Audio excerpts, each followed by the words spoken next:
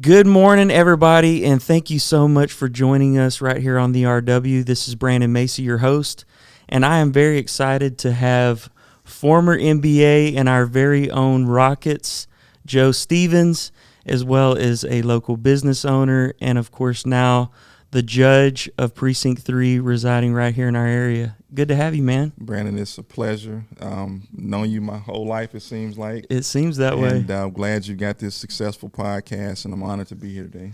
Well, man, we were talking a little bit off camera, obviously, about all the stuff that's going on, and we're living in a crazy time right now. Yeah. And, I've been seeing, obviously, on social media, and like you said, you and I have known each other for a long time, but I've been seeing a lot of the stuff that you've been doing. And, growing up in this area where we are in the North Shore, Woodforest, east side of Houston area, we've seen a lot of changes through the years. Yeah. When I was growing up here, this was like the area to be in. Yeah. Like everybody was trying to get to Woodforest. Yep. It's you've seen a shift. An economic shift, a demographic shift, and you just try to adjust as you go along. Right. And I think education is a big part of it. Right. I served on the school board over here for 9 years, and just still trying to serve and help people get the necessary resources. Yeah. Back when I was growing up, if I had 10 friends, 9 of us had 2-parent households. Right. Now the opposite is true. That's true. And I think that absence, in many cases, of a father, for whatever reason, divorce, wedlock, jail, has really reaped havoc. It has. On this community. It has. And so I've tried to kind of stand in the gap in many cases behind the scenes as a father to many, as an inspiration, as a guy that you can look at and say, wow, I can be a father, I can be a business owner. I see somebody that looks like me that's doing that. Yeah. Well, the thing I appreciate that you've done, first of all, your years playing in the NBA, playing overseas, you were very smart, first of all, with what you did with your money. You invested it in businesses. You didn't go out there and blow it. You didn't pull a Latrell Sprewell or something like that. And you were very, very conscious about that. But you put it back into the community. Yeah. I've seen what you've done with the backpack giveaways. We've done that here on our campus as well. Yeah. We've partnered together on things that we've done in the community. And that's what it's all about. If you forget about where you came from, you've missed it. Yeah, and that goes back to education, right? My parents were both college graduates. On my mom's side, her mother and her grandmother and grandfather and their parents were college graduates. Yeah. So on my mom's side, 5 generations of college graduates. Wow. Which is different, right? Yeah. That's not very common. So when you have that kind of foundation, I was blessed, right? I felt like in life, I started off at a positive 5. Sure. With that knowledge.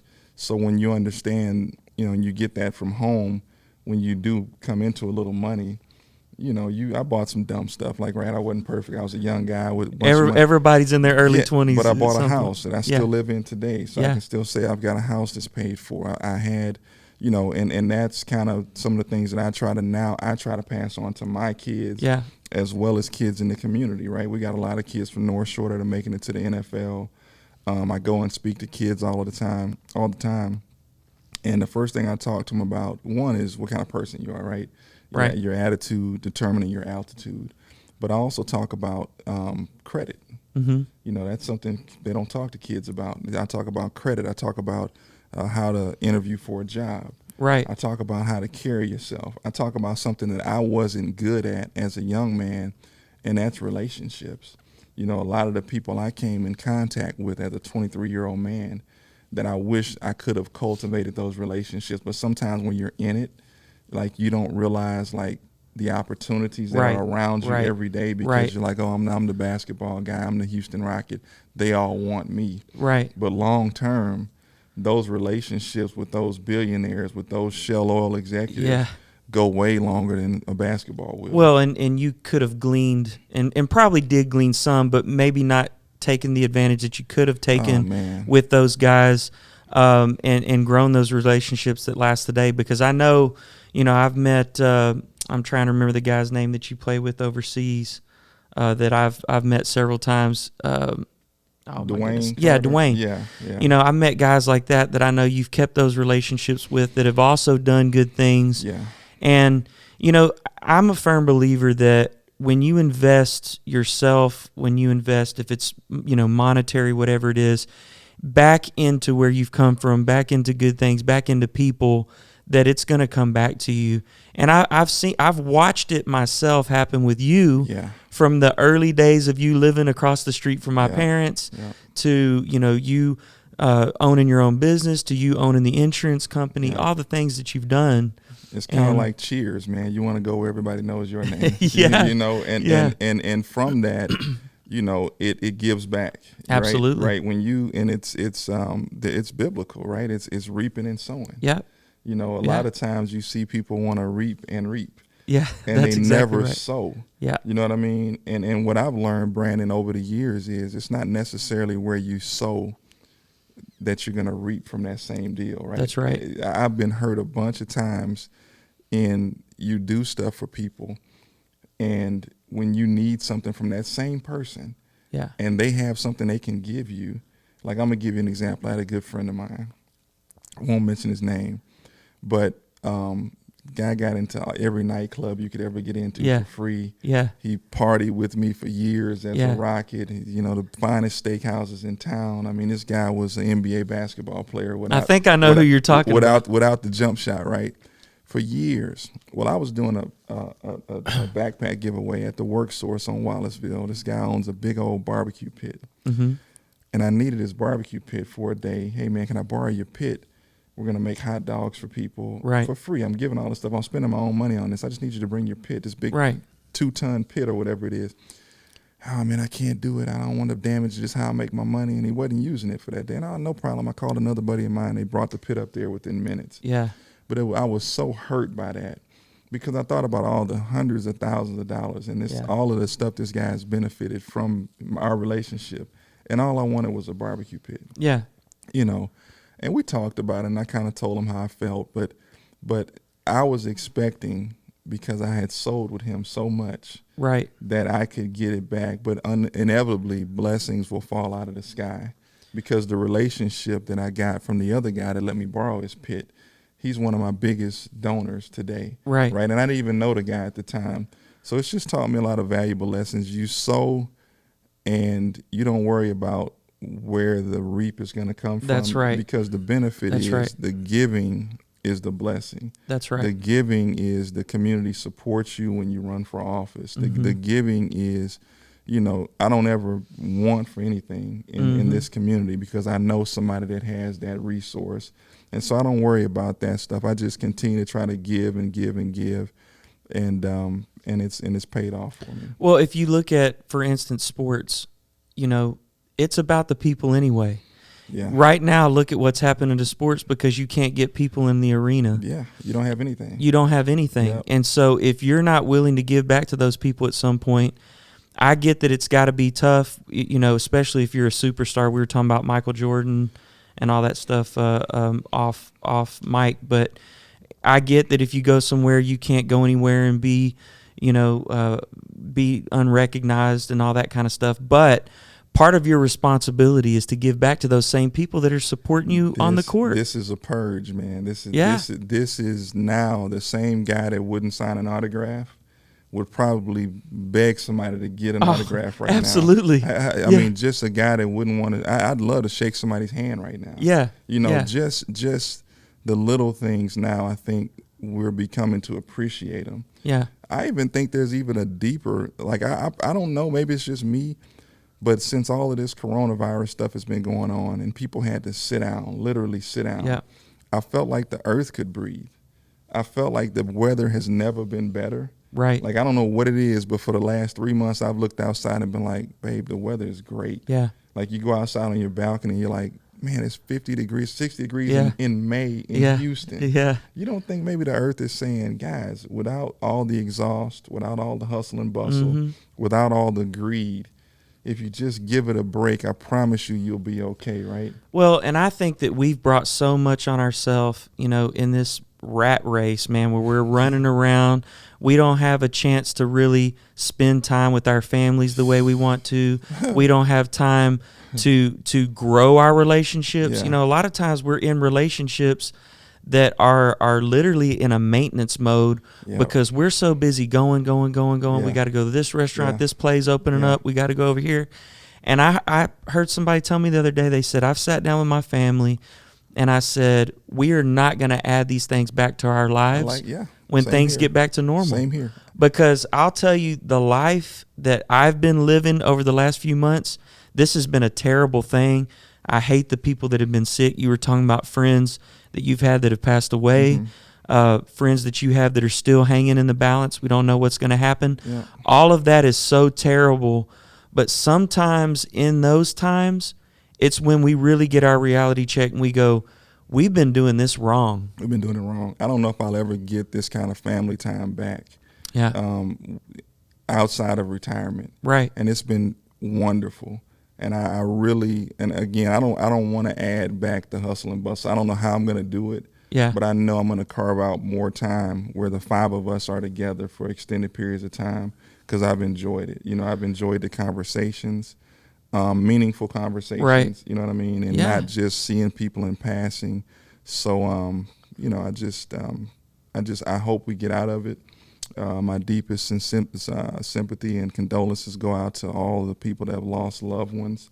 It's been I think terrible. we lose that in celebrating the win of flattening the curve. Yeah. But there's a family out there somewhere that doesn't get a mother back, like Karl Anthony Towns, the NBA superstar who's got hundreds of millions of dollars, and he can't save his mother from a virus. Yeah. I just wish we'd stop the propaganda, the politicizing a pandemic.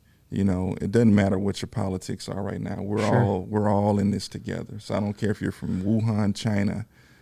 It's not time to play the blame game. No. We'll figure that out once we get out of it. And I think for me, that's what team sports teaches you, right? You kind of learn that it doesn't matter whose fault it is. We have an issue. We have a problem. We have something that we're trying to. It affects the whole team. It affects the team. Yeah. We're at war. Nobody's bigger than anybody else. Right. The team has to get out of this rut so we can accomplish the ultimate goal of victory. And victory means defeating Wuhan coronavirus. Right. When you have leadership in certain places, different cities, counties, nation, that have been me people their whole life, they don't understand team and us, we. Sometimes the biggest thing you can do as a teammate is lift your brother up. Talk about, maybe you're the James Harden that's on the podium. Right. To me, it's so big of a James Harden to talk about the guy that got all the rebounds tonight. Right. If Montrezl Harrell or whoever the guy on the Rockets is now, if he didn't get all those rebounds, I couldn't have scored 45 points. Right. I think as a society we need to get more to lifting up other people. And if you lift your brother up and you win the championship, everybody pops champagne at the end. That's right. Well, and I think another thing that is infected, our nation is the lack of trust. And, there was a time that you could turn on the news and what they said was the truth. And this is not about fake news. That's not what I'm talking about. I'm just talking about reliable sources. And the trust is not there anymore. You have people that are doing slipshod things. You have people that are just trying to get their ratings up. You got one network that sensationalizes everything. Yes. You got another network that flat out lies. Yeah. And then you got somebody that's somewhere in the middle. So how do you find that truth? You gotta trust your gut, right? You gotta use common sense has to prevail.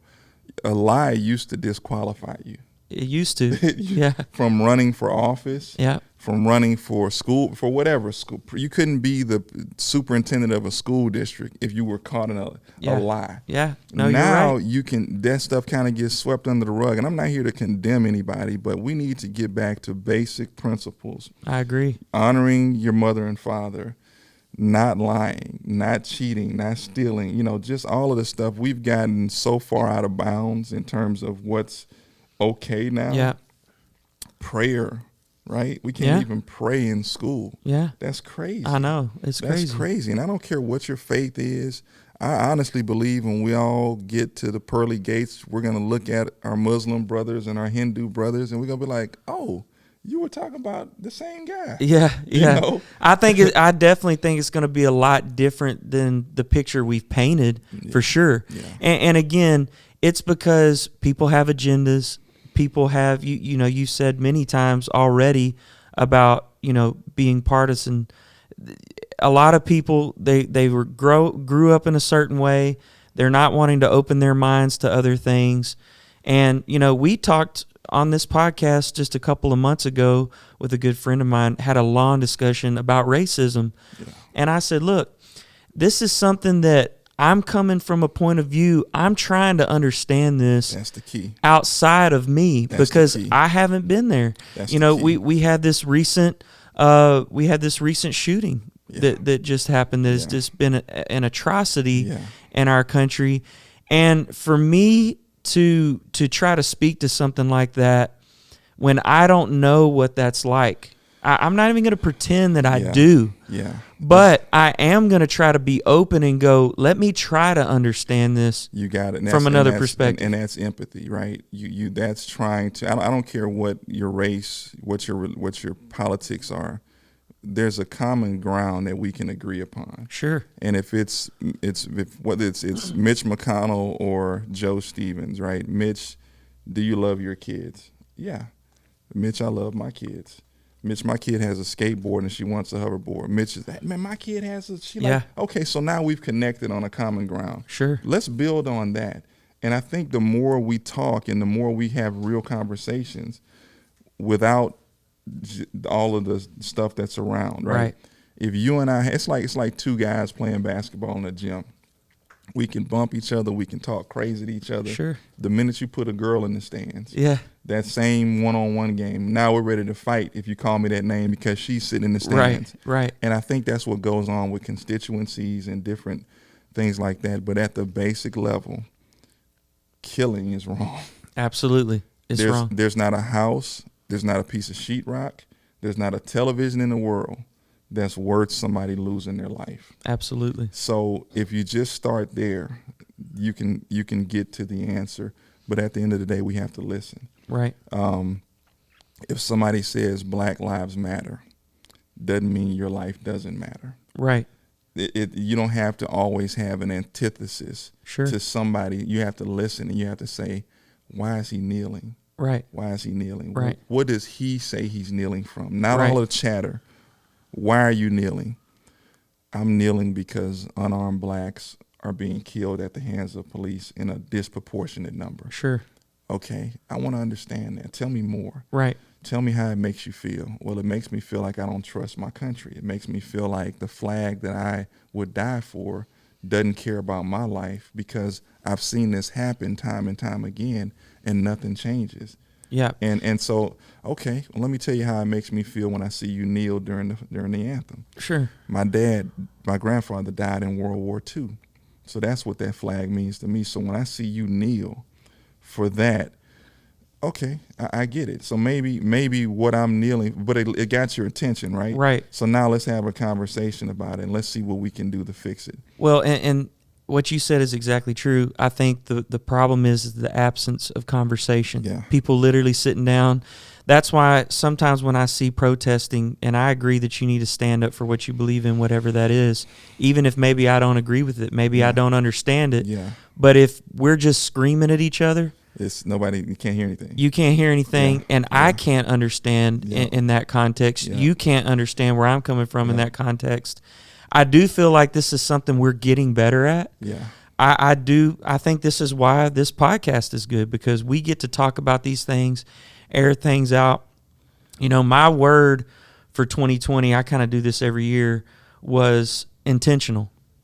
I was going to make sure that everything that I did this year was intentional. I like it. And it's crazy at that time. I had no idea what we were going to be facing in this country.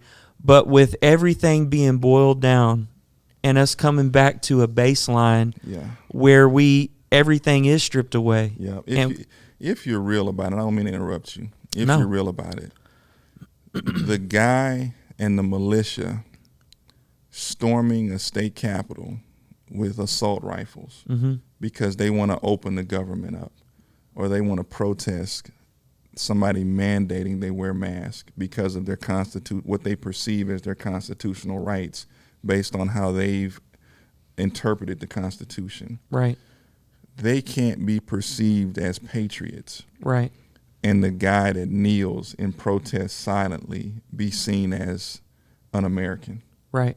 Right? Right. I can look at the guy in the militia storming the state capitol.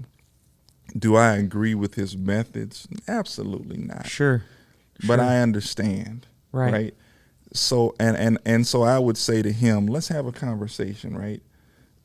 If I wear a mask because there's a silent enemy out there Right. that can kill me, and I have no symptoms, and I can kill you, and I'm not asking you to wear a mask Right. to save my life. Right. I'm asking to wear a mask because I may have a great immune system and I can kill you. Sure. And that's probably a deeper conversation. It can probably get into, well, I don't believe the virus is real, whatever the case may Yeah. be.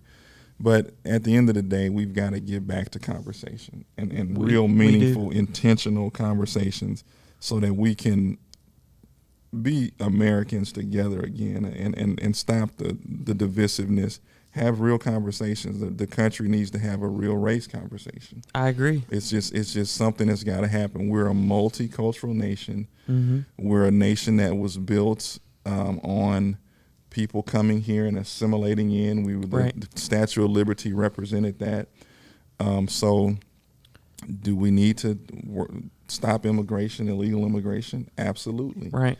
But we're a nation that was founded on come here. We've got the best thing going. We're the biggest. We're the best. We'll accept you. Come as you are. Right. So we can't have it both ways. No. I think we have to understand that, my background was, there was not racism in my family. Right. But everybody wasn't raised that way. I recognize it. Yeah. You recognize it. Yeah. And honestly, it doesn't matter if you're Hispanic. It doesn't matter if you're African American. It doesn't matter what you are. There is some kind of bias there. It's part of human nature. No question. And so one of the things that we talked about is it's that second thought that you have, right? Yeah. It's the first perception that maybe I have of you. That's fine, right? Yeah. That's human nature. But what do I do with my second thought about you? Yeah. And that's where we need to get better. And we need to do that as a whole. And that's the most honest dialogue that I've heard in a long time. The most honest. I'm the same way. Yeah. And you're lying if you say you're don't lying. have implicit bias. Yeah. If you're at a grocery store at night and you're in the parking lot, right, and a guy with his pants hanging off his rear end with dreadlocks walk by you and he walks behind your cart, you're lying if you say you're not going to double back and say, let me look. Right. And if the bumpy middle-aged guy walks behind you that looks like he graduated Harvard, you're not doing a double take. You're not doing a double take. That's implicit bias. But like you said, it's what do you do with that second thought? Yeah. Because the truth of the matter is the guy with the dreadlocks could own his own business and employ and give your daughter a job. Sure. We've got to get to a point in society where we're having real conversations, where we're reaping and sowing. Hopefully you sow first. Yeah. And get back to just some basic biblical principles.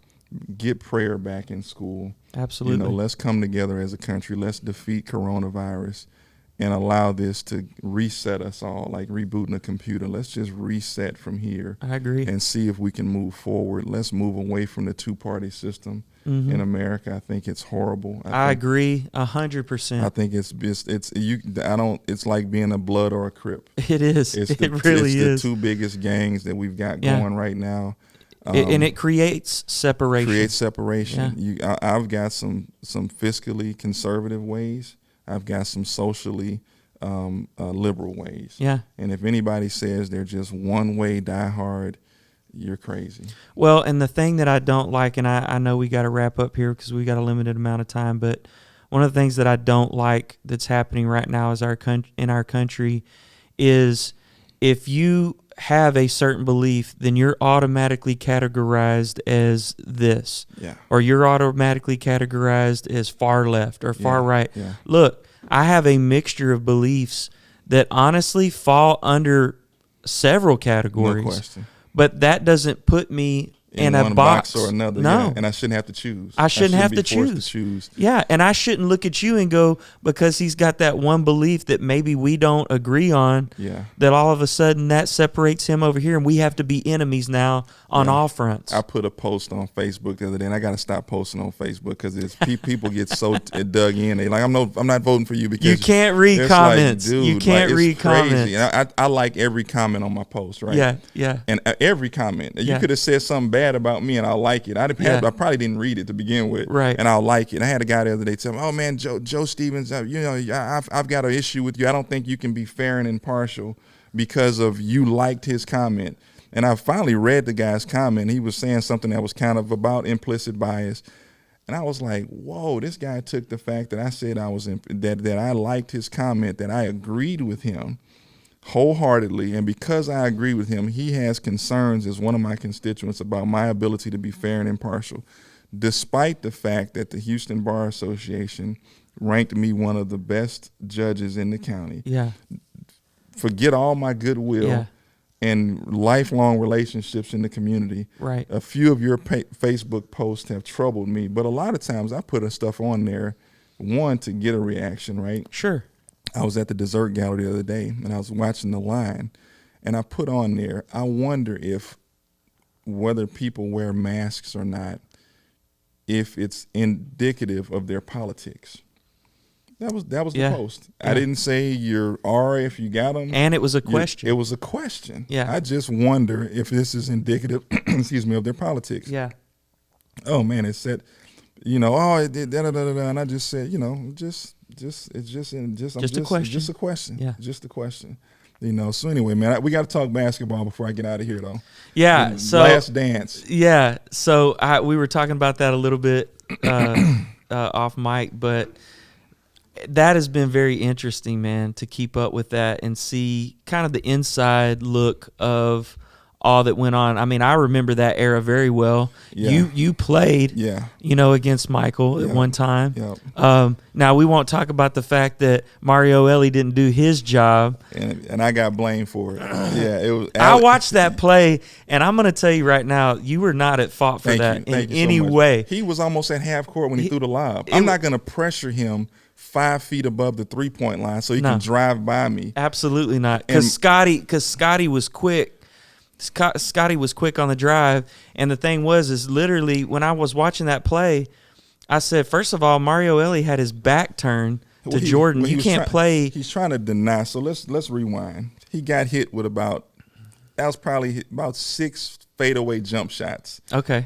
So Mario got preceding that play about 30 of the 40 points Mike scored that game. He had 40. It was a game on a Sunday afternoon here in Houston. He got hit with a bunch of fadeaways to the middle, fadeaways baseline. Yeah. So Mario's trying to deny the ball from the top because he don't want Mike to get the ball. So Mike, being the professional that he is, if rolls. You take this away, I'm going to spin out because the basket is behind me. Right. So Mario's here, Mike is here, basket is where the television is. Right. Mike walks him up the lane a couple of steps, spins out. Scotty throws the lob. Mike dunks it on national television for his 37th and 38th point. 39 and 40, 2 plays later, Mario plays behind him now. Basket here, Mario here, Mike's here, ball top of the key. Now ball gets fed, 39 and 40, or another fadeaway jump shot. So anyway, so I get blamed for it. But that era, man, was full of dogs, full of guys that played with pride, even in all-star games. I can't get caught up in the conversations these days about NBA then and NBA now, because I'll tell you right now, there was some scrappers back then. You could get hurt, man. And Absolutely. And guys were played for pride, but I think the documentary gives you an inside look at what went on behind the scenes. Yeah. I think Mike's leadership, if he could do it again, it would be different. Sure. I feel bad for Isaiah Thomas. I do too. I think, even though I did not like him at that time, I didn't like him either. But you got to listen to what he's saying. There's some credibility to it. Yeah. When he says it wasn't passed like that, right? And he talks about how when they beat the Celtics walked off the court. Right. They didn't shake their hands. Right. I think he and Kevin McHale shook hands at half court. And there were a couple of Detroit Pistons. Right. John Sally shook hands with some of the guys. Right. But Isaiah, Lambeer, those guys just walked off the court. Right. Mike, you can't still be butthurt to this day. No. About, especially when somebody shows you a video, hey, look, this is what the Celtics did to Detroit. Yeah. So consequently, this is what Detroit did to you guys. You got to let it go, man. You got to let it go, man. Yeah. And I get it. And Isaiah was a little guy. So and he missed the opportunity to play on the dream team, which that's what I felt bad about, because Mike even admits that his skill level was there, because Isaiah Thomas was a beast. No, he's one of the best guards ever. Absolutely. But chemistry is something too. It's true. I just wish that, again, like we talk about conversations and guys, but back then it was war. It was war. And it wasn't all of this free agency that we got now. So when you were a Detroit Piston, you were pretty much a Detroit Piston for life. So it's been very interesting to see that, man, and I hope that kids can appreciate the talent level. Many of them wear the sneakers. I had somebody ask me the other day, man, how was it playing against Jordan? I said, you can't even imagine being a kid as a high school senior all the way through college, cut yards to buy this guy's sneakers and to watch him. Yeah. And then you end up sitting in an arena with a Houston Rockets uniform on or a Vancouver Grizzlies uniform. Yeah. And you're in Chicago Stadium. You just warmed up. The lights go out. I can't imagine that. The lights go out. Yeah. They've called you because, of course, they announced the Rockets first, and so I'm not playing. I'm on the bench. I'm gonna play eventually, hopefully, if Coach puts me in. But I'm sitting there, and now the starting lineup for yours, and then you hear the music comes on, and you're like, and the lights go off. That gives me chills right now. And that guard, number 20, and you're like this is crazy. And he's glowing. He runs out. I don't know if you ever seen The Last Dragon when Sho'nuff had that aura, like his glow, like you could see this big, like how Jesus, when he comes back, he's supposed to have his light, and he runs on the court. You're like, wow, he's floating. Yeah. And you kind of have to okay, I got to play. I got to snap out. I feel like I'm 8 years old on a Sunday afternoon at home watching him, and you're like, okay, now I got to compete. I want to see what I got. I want to get in and play against him. But it is something when the guy's like literally where this light is, and he's standing in front of you, like, wow. And you're looking at his shoes and how he moves. Yeah. And he kind of moves like the video game, and it's like it's real though. Right. It's like you're really in the arena with the guy, but something clicks and you're like, okay, I'm not 5'9" in ninth grade anymore. Right. I'm a 6'7", 205-pound man. Right. Who's worked my whole life to get to this point. Exactly. And it's no different than a guy that's a computer programmer and he meets Steve Jobs or Bill Gates, or a guy that wants to design clothes and he meets Givenchy or Versace. You know what I mean? Yeah. It's when you meet those transformational figures in your life. Sure, your dad had some. I'm sure you had some. Absolutely. There were some pastors that your dad looked at growing up that, man, I want to emulate that guy. I want to improve upon what he did. And so it's I tell my daughter all the time, she's an exceptional golfer. She's done unbelievable, man. You've always got to be chasing something. You've got to be, so I've got people now, judges that I look up to, and I've got different politicians that I respect, and I read their books, and I'm always trying to accomplish something new. I'm always moving. I'm in law school now. Yeah. I'm at South Texas College of Law. So I'm in school 5 nights a week. I'm online now because of coronavirus, but I think in life, you just always got to set goals for yourself. Yeah. whether you're a kid or an adult, and you've always got to be working towards something. I agree. I'm on the Peloton now. I'm trying to. I'm in class riding, and you look in class and Dustin Johnson, Bubba Watson, all these PGA professionals, NBA guys, and some people have 3,000 rides. Yeah. And I'm on like my 20th ride, and I'm like, I got to get to 3,000 rides. I think it keeps us young. Yeah. I think it's important, like we talked about earlier, for the family time, but also you do need to be. You need drive. You need drive. You've got to be trying to accomplish something, whether it's I want to read the Bible in a year or I want to improve upon my business. I think it helps us to continue to move forward to be the best version of ourselves. I agree.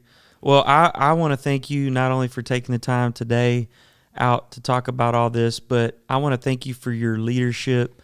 I've seen all that you've done with the basketball camps that you've done, the leadership things that you've done with kids out of North Shore and other schools. All the things that you've done for the community. Giving away turkeys. You've done a lot of, and we could have just spent the whole time talking about all the things you've done trying to get testing sites on our side of town for COVID and all the other things. I appreciate that because I see you feeding back into a community of people that are part of this church where we are, and it affects them in a positive way. I want to thank you for that. And, just thank you for inspiring not only me, because every time I sit down in one of these podcasts, I get something for myself out of it. Yeah. And so I appreciate that, and I know that everybody that listens to this is going to also appreciate it. And I'm looking forward to seeing what happens with you in the future, because I see all the political things that you're doing, and I don't know if this is on the radar or not, but I hope that you take a bigger participation in that in the future, because I think that you do have a good head on your shoulders. You do care about people, and we need that, man. We need that in local government. We need that in big government. Yeah, I'm appreciative, man. I'm a product of a lot of great teachers, great parents, great friends, great neighbors, and so I don't take the credit. I'm just was given great opportunities, and I've been able to take advantage of some of them. And I just think that, I give all the credit to those that have enabled me to get to this point in life. I'm very, very blessed. Financially, I hadn't felt the crunch that some people feel. Right. And I just hope that through what other people have given me, I'm able to help somebody else. And hopefully, if we all do our small part, we're able to change it, one person at a time. I agree, and I appreciate you playing a part in that. Thank you, everybody, for listening, tuning in. Make sure that you go and like. Make sure that you go on YouTube. Share this with somebody if you think this will be a help to them. And make sure that you tune in every Tuesday for the RW on all of our platforms. Thanks a lot. Thank you. Thank you, Brandon.